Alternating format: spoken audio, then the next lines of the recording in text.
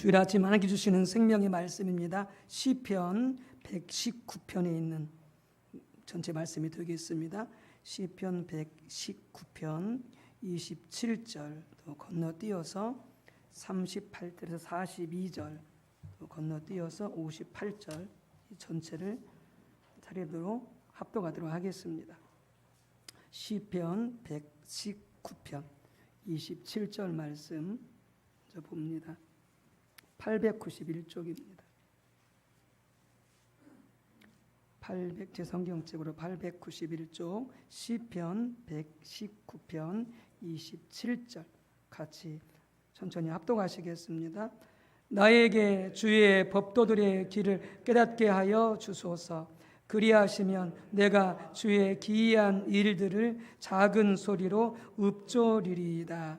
또 38절에서 42절까지 여기도 합독하시겠습니다. 38절에서 42절까지 합독합니다. 주를 경외하게 하는 주의 말씀을 주의 종에게 세우소서.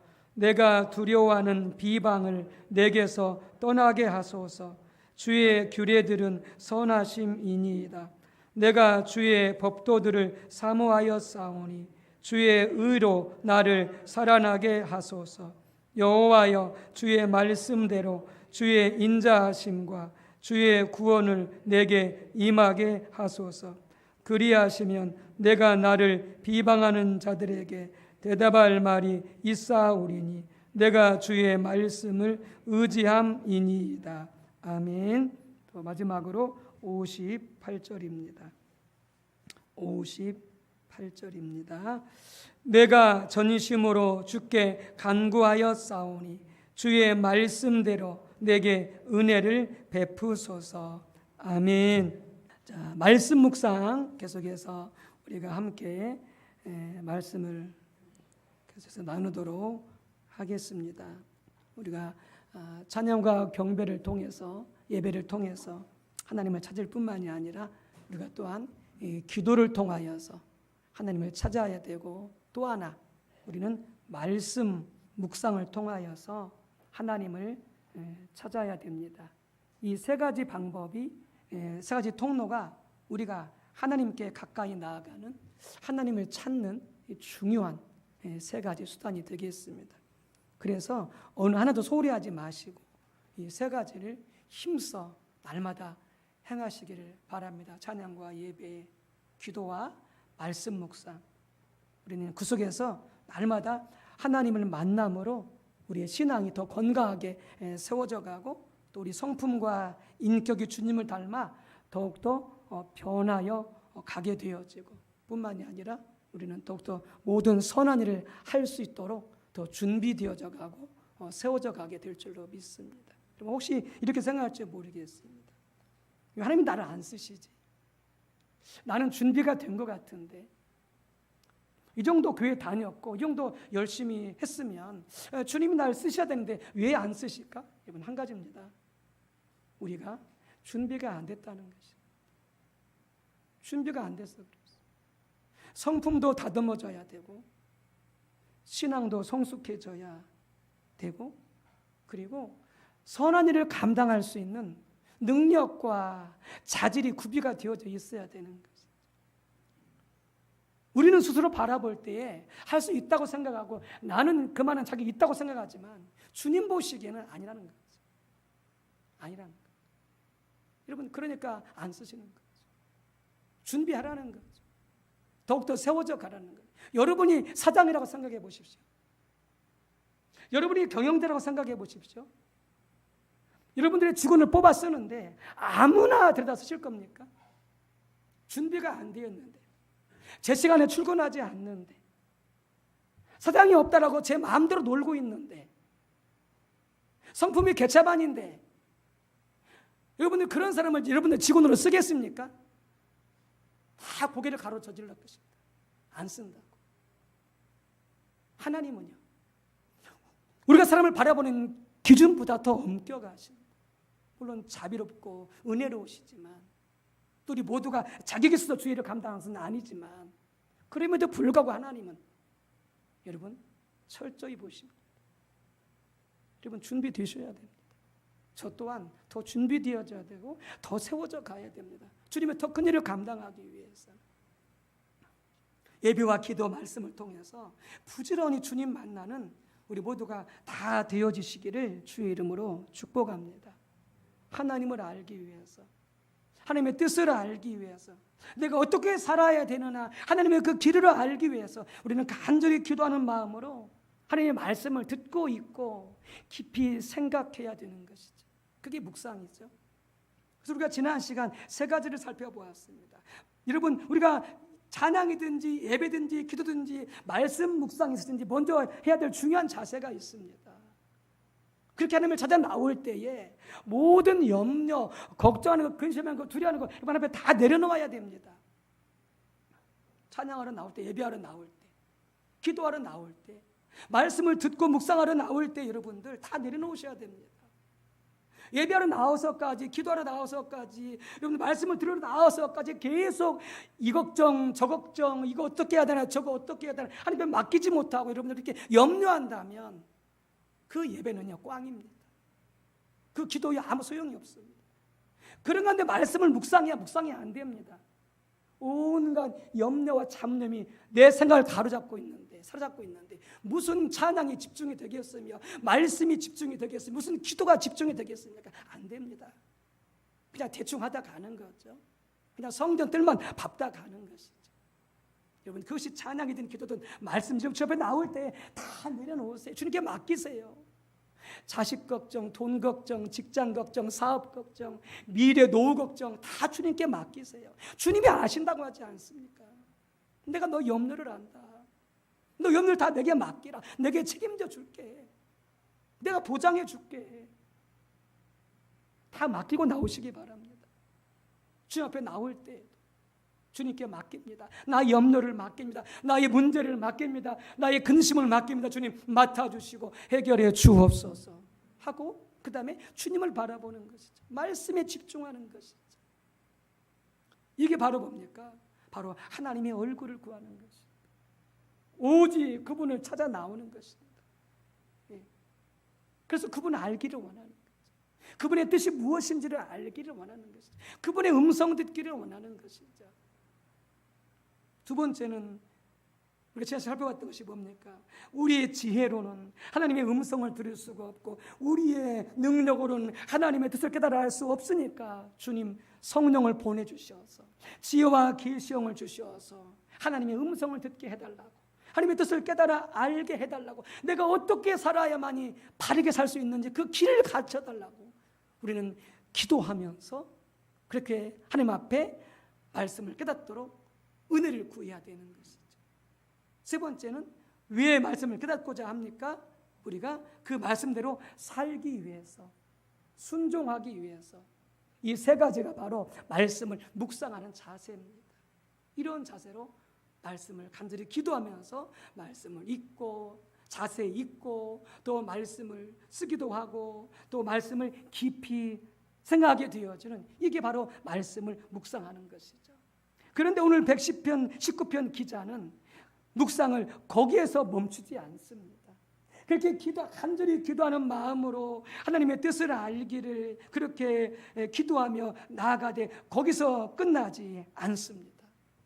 그렇게 말씀을 깊이 묵상하다 보니까 하나님의 뜻이 깨달아집니다. 하나님이 뭘 원하신지가 깨달아져요. 그러면 그걸 붙잡고 또 기도하는 것입니다. 그걸 붙잡고 또 기도하는 거예요. 그걸 이제 2단계 묵상이라고 그러는데, 그래서 시편 119편 33절 34절 그리고 27절에 보게 되어지면 그 묵상의 차이가 있는 것이죠. 그래서 처음으로 우리가 말씀을 묵상하며 나아갈 때는 하나님의 뜻을 깨달아 알게 해 주소서, 그렇게 하면서 나아가는 거죠. 그러면 말씀이 깨달아집니다. 그러면 말씀이 깨달아졌으면 그 다음 또 어떻게 기도해야 되느냐? 주님, 제가 구체적으로 어떻게 살아야 됩니까? 라고 또 그 말씀 붙잡고 그 뜻을 붙잡고 또 묵상에 들어가야 되는 것이죠. 나중에 설명해 드리겠습니다. 그 차이가 어떤 것인지. 그래서 이렇게 말합니다. 시편 119편 33절 34절 이렇게 말합니다. 여호와여, 주의 율례의 도를 내게 가르치소서. 내가 끝까지 지키리이다. 나로 하여금 깨닫게 하여 주소서. 주의 법을 준행하며 순종하며 전심으로 지키리이다. 그러면서 주의 말씀을 깨닫게 달라는 거죠. 내가 지키며 살겠습니다. 항상 지키겠습니다. 전심으로 지키며 살겠습니다라고 그렇게 하나님의 뜻을 깨닫기를 구하는 것이죠. 그 다음에 27절 이렇게 말합니다. 나에게 주의 법도들의 길을 깨닫게 하여 주소서.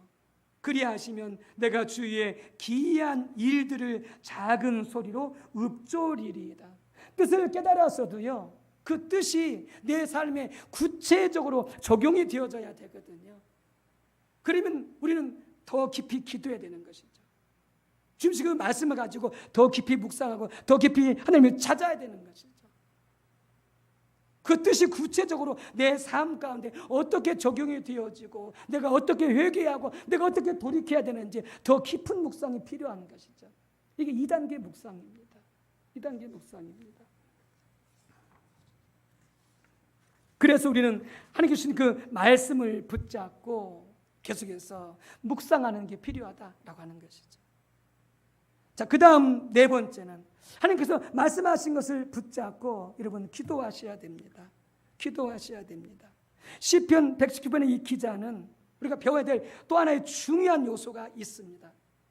단순히 하나님의 뜻을 말씀을 깨달는 거기서 그치지 아니하고 그 말씀을 붙잡고 계속 묵상하면서 기도하는 거죠. 간절히 기도합니다. 기도합니다. 여러분 시편 119편 23절, 25절, 52절, 69절, 78절에 보게 되어지면 이 119편의 기자가 지금 어떤 상황 속에 있는지 잘 표현해 주고 있습니다. 이렇게 말씀하고 있습니다. 고관들도 앉아서 나를 비방하여 싸우니 내 영혼이 진토에 붙어 싸우니 교만한 자들이 나를 심히 조롱하였어도 교만한 자들이 거짓을 지어 나를 치려 하였사오나 교만한 자들이 거짓으로 나를 엎드렸으니 이렇게 말함으로써 이 10편 110편 기자가 삶의 환경이 여러분 평안하고 아무 문제가 없고 이런 상황이 아닙니다. 그의 삶 가운데 너무나 지금 어려운 가운데 있습니다. 원수들이 둘러싸여가지고 조롱당하고 그리고 공격당하고 그리고 온갖 비방 소리를 듣고 얼마나 힘들고 지금 어려운 상황에 있는지 모릅니다. 근데 아십니까? 놀라운 것은 이 참 살기 힘든 이 고난의 상황 가운데서 그는 지금 뭘 찾고 있습니까? 하나님의 뜻을 찾고 있습니다. 하나님의 뜻을. 우리 같으면 어떻게 했습니까? 주님 못 살겠습니다. 왜 이렇게 내 인생에 괴롭고 고통스럽습니까? 왜 나만 이렇게 이런 삶을 살아야 됩니까? 우리는 불평하고 원망할 것이 하나님 앞에 나와서 기도한다고 하면서. 그런데 사면 초과 같은 이 상황 속에서도 이 기자는 여러분 그렇게 불평하지 않습니다. 그 상황에서 자기를 살려달라고 자기를 건져달라고 그렇게 기도하지 않습니다. 그 어려운 상황 속에서도 그는 기도합니다. 하나님의 뜻이 무엇입니까? 하나님 뭘 원하십니까? 여러분 이런 신앙이 성숙한 신앙인 것이죠. 이런 신앙이 성숙한 신앙인 것이죠.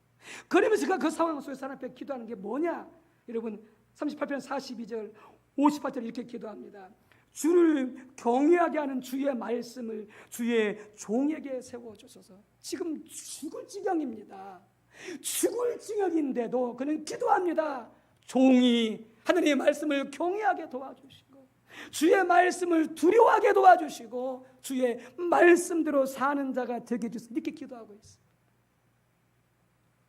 우리는 감히 상상도 못하는 이런 기도를 하고 있는 것이죠. 이렇게 기도합니다. 내가 두려워하는 비방을 내게서 떠나게 하소서. 주의 규례들은 선하심이니이다. 그 어려운 상황에서도 그 고난의 상황에서도 그는 하나님의 말씀을 신뢰합니다. 하나님의 말씀은 선합니다. 하나님의 말씀은 의롭습니다. 하나님의 말씀은 절대 거짓말이 아닙니다. 그런데 이 고난 중에도 하나님이 나의 지키심을 믿습니다. 나를 바른 길로 인도하심을 믿습니다. 왜? 주의 말씀이 그렇게 쓰여 있기 때문에. 주의 말씀은 변함이 없습니다. 그 상황 속에서도 그는 여전히 하나님 말씀에서 신뢰를 보내고 있습니다. 그렇게 기도하고 있는 거죠. 주의 법도들을 사모하여 싸우니 주의 의로 나를 살아나게 하소서. 그 고난의 상황 속에서도 그는 주의 말씀을 사모합니다. 주의 말씀을 갈망합니다. 그러면서 말씀합니다. 주의 말씀대로 주의 인자하심과 주의 구원을 내게 임하게 하소서. 다시 이렇게 기도하거든요. 하나님, 제가 잘못했으면 저를 벌 주세요. 하나님, 제가 잘못했으면 저희 가정에 벌 주세요. 그렇게 말할 정도로 다윗이나 욥은요, 철저하게 자신이 주의 말씀을 살지 않았으면 벌 받는 게 마땅하다 이렇게 말씀하거든요. 여러분, 그러니까 우리가 아무렇게 인생을 살면서 나 지켜주세요, 나 복 주세요, 나 잘되게 해주세요 이렇게 의인들은 기도하지 않아요. 주님, 제가 잘못했으면 저를 벌 주세요, 저를 혼내주세요. 그래서 제가 주의 말씀대로 살았으니 그 말씀대로 저를 세워주세요, 저를 지켜주세요, 저를 건져주세요. 이게 바로 성숙한 신앙인 거죠. 이게 올바른 신앙인 것이죠. 아십니까? 지금 죽게 된 그 사면초 같은 상황 속에서도 그의 기도가 얼마나 순수하고 정직하고 올바른 앞에 기도하고 구하고 있는지. 여러분, 이런 사람들이 많이 일어날 때 그 교회가 살아나고 가정이 살아나고 그 나라가 살게 되어지는 것이죠. 살게 되어지는 것이죠. 그리하시면 내가 나를 비방하는 자들에게 대답할 말이 있사오니 내가 주의 말씀을 의지합니다. 내가 전심으로 주께 간구하였사오니 주의 말씀대로 내게 은혜를 베풀어 주소서. 우리가 지난 시간에 나눴습니다마는 이렇게 죽게 된 상황에서 수없이 공격받는 그 상황 속에서도 그는 주의 말씀을 사랑하고 주의 말씀을 사모하고 주의 말씀만을 의지하면서 그는 간절히 기도하고 있는 것이죠. 그 상황 속에서도 내가 주님의 뜻을 알기를 원합니다. 내가 주님의 음성을 듣기를 원합니다. 내가 어떻게 살아야만이 올바로 살고 하나님이 기뻐하시는 삶인지 깨닫게 해주셔서 그 길로 가기를 원합니다. 이렇게 간절히 기도하고 있는 것이죠. 그저 내 문제 해결해 달라고, 나 축복해 달라고, 나 도와달라고 이렇게 기도하지 않고요, 내가 주의 말씀대로 올바로 살게 해달라고, 내가 주의 뜻대로서 올바른 길로 갈 수 있게 해달라고 그렇게 기도하고 그렇게 말씀을 묵상해 가고 있는 것이죠. 묵상해 가고 있는 것이죠. 그래서 뭐라고 말씀하십니까? 하나님의 말씀대로 응답하여 주시고 하나님의 말씀대로 구원해 주시고 하나님의 말씀대로 은혜 부어달라고 간절히 기도하고 있는 거죠. 그게 뭐냐면 하나님께서 이분에게 약속해 주셨던 것이죠. 하나님 약속의 말씀이 있어요. 말씀 묵상을 통해서. 그래서 그 말씀을 붙들으면서 주님 말씀하지 않으셨습니까? 주님은 이야기하지 않으셨습니까? 그 말씀대로만 해주시옵소서. 그래서 구원해 주시고 그래서 은혜해 주시옵소서. 이렇게 그가 하나님 앞에 기도하면서 나가고 있는 것이죠. 하나님의 약속을 붙잡고 기도하고 있는 것이죠. 더 나가서 그는 기도합니다. 하나님의 법이 폐하여졌사오니 주님 지금 일하시옵소서. 뭘 기도하고 있느냐? 하나님의 말씀은 사람들이 지키지 않습니다. 하나님, 많은 사람들이 하나님의 말씀을 버리고 하나님의 말씀을 무시하고 하나님의 말씀 따라 살지 않습니다. 그래서 거짓이 판치고 그래서 불의가 판치고 그래서 세상이 뒤죽박죽입니다. 하나님 일하시옵소서. 하나님의 정의가 세워지게 하옵소서. 하나님의 정직이 세워지게 하옵소서. 하나님의 공의가 세워지게 하옵소서. 이 땅이 썩어져가고 망하게 되었나이다. 주님 일하시옵소서. 말씀이 존중받게 하옵소서. 세상 속에서도 하나님의 말씀이 존중받게 해서 세상 사람들이 그 말씀대로 살아 정의와 정직과 공의 세상 속에서도 회복되게 그는 기도하고 있는 것이죠. 그는 기도하고 있는 것이죠. 어느 목사님이 이렇게 어느 날 기도한 하나님이 그러시더래요.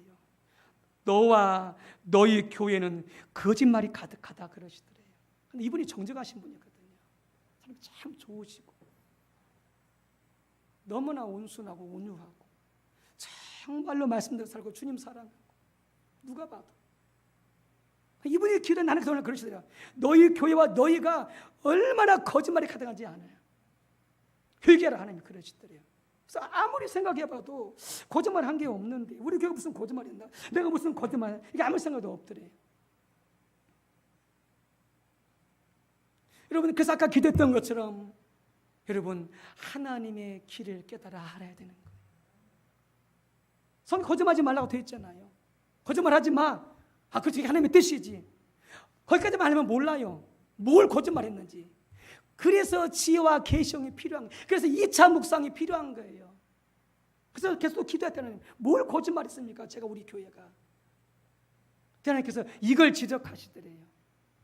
이게 바로 2차 묵상을 통한 하나님의 길을 깨닫는 것입니다.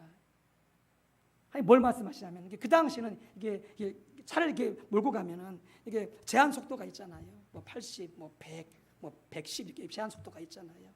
근데 그 당시는 뭐냐면은 이 스피드건이 없는 거예요. 이 속도를 재는 게 없는 거예요. 이게 교통순경에 받다가 이게 대충 보고 나서 이렇게 적발을 하는 거예요. 근데 이 목사님이 차를 막 몰고 가다가 교통순경에 잡더래요. 속도 위반했다고.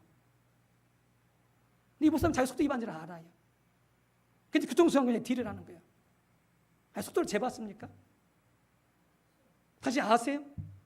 막 밀어붙이는 거야. 속도를 이미 위반했는데도 이 목사님이. 그러다가 정 안 되게 생겼으면은, 그러면은 이게 좀 깎아달라고, 그리고 딱지 떼어달라고, 뭐 이렇게 하나 써주라고. 그러면 또 가다가 걸리면은 나 이거 요금 냈다고 하면서 하나님이 그걸 지적하시더라는 거예요. 아세요? 국가법도요, 하나님이 정하신 법이에요. 국가 대통령도 하나님이 세우신 권위거든요. 너희 교회가 그렇게 부정말한다, 거짓말한다, 속도를 안 지키고 걸리면은 속도 안 넘었다고 거짓말했었고, 너와 너희 교회에 거짓이 가득하다. 여러분, 그냥 거짓말하지 말라. 그래, 거짓말하지 말아야지. 나 지금부터 거짓말을 안 하지. 이렇게 해가지고 여러분 회개가 안 됩니다. 내가 무슨 거짓말인지 몰라요. 그래, 그 말씀 붙잡고 다시 기도해야 돼요. 그럼 제가 무슨 거짓말을 했습니까? 꼭 그것이 아니더라도 내가 왜 정죄하지 않았습니까? 그 맛을 붙잡고 또 기도해야 돼요. 그래야 성령께서 내게 다시 알게 해주시는 것이죠. 어떤 거짓말을 했는지. 그렇게 주님 만날 때 내가 거짓말을 하지 않게 되어지는 거예요. 아무리 거짓말을 하지 않겠습니다. 그래, 성이 거짓말하지 말라, 성이 정직하게 살, 이렇게 해가지고 절대 거짓말 하지 않게 되는 게 아니에요. 계속 거짓말합니다. 왜요? 구체적으로 성령께서 내 삶을 비춰주시고 지적하지 않기 때문에 몰라요, 자신이 어떤 죄를 지고 하는지. 아까 그 목사님처럼, 목사님 무슨 하나님 내가 무슨 거짓말했어요? 우리가 무슨 거짓말했어요? 그렇게 나오는 거죠. 근데 성령께서 비춰주시니까 인정할 수밖에 없는 거죠. 그대로부터 이 목사님이 철저하게 속도를 지키면서, 물론 한두 번은 그렇게 했는지 모르겠지만, 그때부터 목사님이 철저히 속도를 지키면서 말씀을 깊이 묵상하셔야 됩니다. 소록도에 가면은 나혼자촌이 있습니다. 그 나혼자촌에 가게 되면 일제시대 때 구매자들 같이 말씀을 나눴었는데, 일제시대 때 일본 사람들이 그런 나혼자 한센병 걸린 사람들을 다 소록도로 모아들였습니다. 그래서 애도 못 낳게 만들고 하여간 여러 가지 큰 고통을 주었습니다. 그래서 그 병으로 인해서 손가락도 떨어지고 발가락도 떨어지고 눈도 움푹 패이고 코도 패이고, 그래서 이제 맹인 병동에 혼자 있는 어떤 분이 있는 거죠. 그래서 이 목사님이 교회에서 함께 그쪽으로 이제 봉사로 가면서 양아버지도 삼고, 그래서 필요한 것도 사다리고 했던 그런 경험이 있던 그런 소록도인데, 근데 어느 날 거기에 이제 그 교회 청년들이 봉사를 갔다가 어느 분이 간증을 하더라는 거예요. 그분이 이제 이분도 10대 때 그 소록도에 끌려왔는데, 그래서 이 한센병 걸렸기 때문에 손 발가락 다 사라져 버리고, 코도 날아가 버리고, 눈도 이제 다 파여버리고 보이지 않게 되어지고, 그래서 맹인 병동에 이제 혼자 거기서 생활하게 되어지는데, 그래서 그대로 이제 한센병은 치료는 받았지만 없는 거죠. 뭐 코도 없고, 뭐 눈도 파여버려가지고 눈도 안 보이고, 손발도 없고 안 보이고. 근데 이분이 성령 체험을 한 것입니다. 예수님을 만난 거예요. 그 얼마나 기쁘고 얼마나 감사한지 성령 충만해가지고 그렇게 막 기도하고 싶은 거예요. 그러니까 앞도 안 보이시는 분이 막 기어가지고 어떻게 해가지고 기도구에 가서 그렇게 막 성령 충만하게 막 어떻게 막 기도하는 거예요. 그런데 어느 날 하나님이 그러시대요. 항상 기뻐하라. 쉬지 말고 기도하라 그러시더래요. 그러니까 항상 기뻐하라 그러니까 아멘 그랬대요. 쉬지 말고 기도하라 그랬어요. 아멘 그랬대요. 또 그러시더래요. 범사에 감사하라 그러더래요. 근데 그때 말문이 딱 막혀버리더래요. 하나님, 내가 지금 감사하게 생겼습니까? 손도 없고 발도 없고 코는 깎 껴버렸고 눈은 멀어버렸고 손발 다 없고 집에서 끌려와가지고 가족과 헤어져 있고 하나님이시면 감사하겠습니까? 도저히 입에서 안 떨어지더래요. 감사 안 했대요. 그랬더니 하나님이 임재가 거치더래요. 하나님 은혜가 떠나가 버리더래요. 교회 안 나가. 마음이 시험 든 거죠. 기도하러도 안 가. 그런데 은혜를 체험했던 분이기 때문에 성령 받은 분들이기 때문에 그게 괴로운 거야. 또 기도하러 안 가고 예배드리러 안 가면 그러니까 또 기도해. 또 예배드리러 가. 그러면 여전히 또 하나님 또 말씀해. 항상 기도하라. 예, 쉬지 말고 기도하라. 아멘. 또 범사에 감사하라. 또 그런다. 말문이 막혀버려. 하루는 막 악다군을 쏘면서 하나님 앞에 하나님이면 감사하겠습니까? 하나님이 내 죄지면 감사하겠습니까? 막 악다군을 쏘면서 그냥 다시 또 돌아왔어. 또 시험 들었어. 안 가. 기도하러도 안 가. 예배드려도 안 가. 또 괴로워. 그러면 또 가. 가서 또 기도하면 또 감사하라고 그래. 근데 어느 날 이분이 결심을 한 거예요. 이 하나님 감사할게요. 하나님 감사하며 살게요. 항상 감사하며 살게요. 이분이 결단한 거예요. 그랬더니 그때 다시 자기 가운데 은혜가 회복이 되어지고 성령의 임재가 회복이 되어지고 이루 말할 수 없는 그 기쁨이 회복이 되어지는데, 그래서 그분이 그런 거예요. 하나님 말씀대로 살면 그게 축복이다. 하나님 말씀 살면 그게 은혜고 그게 축복이고 그게 구원이다. 내 생각이 달라도 내 마음과 달라도 내 뜻과 달라도 주님 말씀하신 대로 그런 대로 순종해 살면 그게 축복이다. 이분이 그걸 간증하시더라는 거예요. 그러면서 국민일보에 나왔던 거죠. 그분은 몰랐어요. 막 은혜 받고 구원 받고 성령 충만하니까 자기는 모든 것에 감사한 줄 알았던 거죠. 그의 마음 깊은 곳에 감사하지 않는 게 있었던 것이죠. 뭐가? 문둥병들에게 감사하지 않았던 거죠. 근데 하나님은 그것까지 감사라는 거예요. 그것까지 감사라는 거예요. 왜요?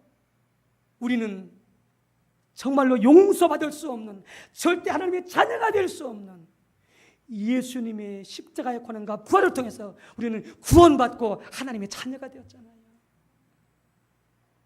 자녀가 되었잖아요. 억만금을 주어도, 온 생을 주어도 우리는 용서받을 수 없고 하나님의 자녀가 될 수 없고 구원받을 수 없는데, 단순히 그냥 시인하고 영접함으로 모든 죄가 용서받고 하나님이 책임지시고 영원한 구원으로 이끄신 하나님의 자녀가 되었잖아요. 그러면 감사해야죠. 하나님이 우리 모든 삶을 책임져 주시고 죽어서 천국 가면 영원한 생명의 세계로 인도해 주시고 주님 만나게 되면 모든 것이 다 회복될 텐데, 눈도 코도 입도 모든 것이 주님의 온전처럼 다 회복될 텐데, 아름다운 모습으로. 지금 이때 살면서 어려움이 있겠지만, 그러나 그저 저도 어떻게 해요? 하나님은 너를 구원해 주셨으니, 내 죄를 용서해 주셨으니, 너를 축복하고 있으니, 내가 너를 지키고 있으니 그 어려움 제도 너는 감사해야 돼. 이걸 성령을 통해서 기도하면서 그 말씀을 통해서 깨달은 거죠. 이렇게 말씀을 깨달아야 돼요. 이렇게. 그래야 내 죄가 보여지고 내가 지금 잘하고 있는 못하는 것이 깨달아지게 되어지고 주님 원하신 뜻과 길을 따라서 순종하며 살게 되어지는 것이죠. 그렇게 주님 만날 때 인생이 변화되는 거예요. 인격이 변화되는 거예요. 신앙이 자라가게 되어지는 거예요. 이렇게 주님 만나지 않고서는 여러분 수십 년간 교회 다니고 예배드려도 여러분들 절대 변하지 않습니다. 계속 그 신앙, 계속 그 모습 절대 변하지 않아요. 왜? 말씀을 통해서 직접 주님을 못 만나니까. 여러분, 말씀의 깊은 묵상을 통해서 성령을 통하여 주의 음성을 듣고 주의 뜻을 깨닫고 주의 길을 깨닫고 내 삶의 모습이 보여지고 회개하고 바르게 세워져가는 이 깊은 묵상을 감당하시는 우리 모두가 다 되시기를 주 이름으로 축복합니다.